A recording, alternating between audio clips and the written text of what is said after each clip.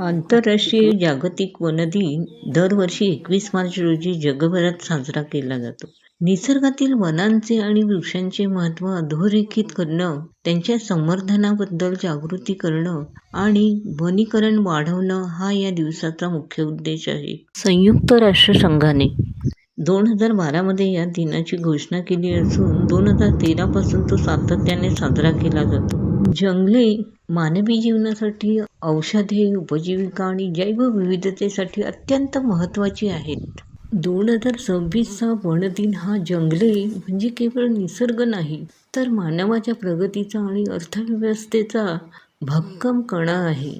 जंगले आपल्याला केवळ ऑक्सिजनच देत नाही, तर जागतिक तापमान वाढ कमी करण्यात आणि पर्यावरण समतोल राखण्यातही महत्त्वाची भूमिका बजावतात. जंगले केवळ पर्यावरणासाठीच नव्हे, तर मानवी उपजीविका, रोजगार आणि शाश्वत विकासासाठी अत्यंत महत्त्वाचे आहेत.